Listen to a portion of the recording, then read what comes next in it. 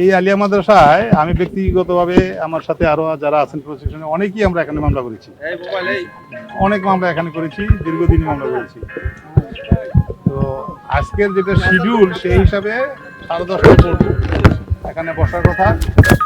সেই প্রেক্ষিতে আমাদের মাননীয় বিচারক যিনি আছেন, ওনার স্টাফ এবং প্রসিকিউটিং আমরা যারা আছি সবাই আমরা অ্যাকর্ডিংলি রওনা দিয়েছি। রাস্তায় কিছু প্রতিবন্ধকতার কারণে একটু দেরি হয়েছে আমাদের কাছে পৌঁছতে। আর বিচারক মহোদয় যতটুকু শুনেছি তিনিও এক জায়গায় প্রতিবন্ধকতার সম্মুখীন হয়ে আছেন। আমরা অপেক্ষায় আছি যে উনি এখানে হয়তো আসবেন।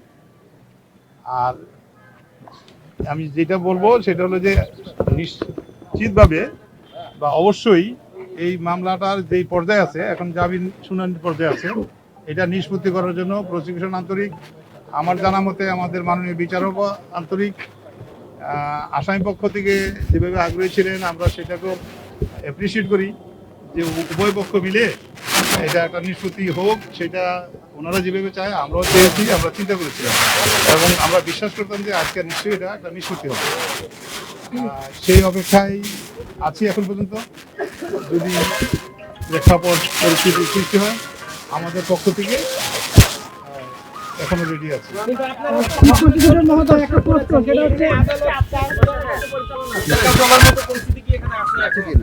ধন্যবাদ। আমিও তো এই সমাজের একজন মানুষ, আইনজীবী, আগে বলেছি এখানে অনেক মামলা করেছি।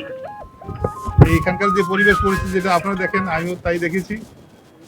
এটা বলার কি অপেক্ষা রাখে যে স্বাভাবিক অবস্থায় নাই? যেহেতু আগেই বলেছি অ্যাজ ইট ইজ শিডিউল্ড, যেভাবে নির্ধারিত ছিল, এবং বিচারক মহোদয় এখানে আসার জন্য আটক মানে প্রতিবন্ধকতায় আছে না।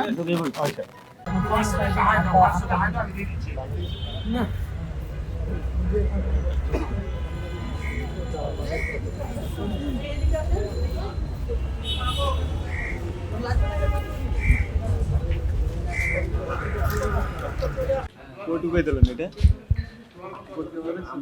আমাদেরও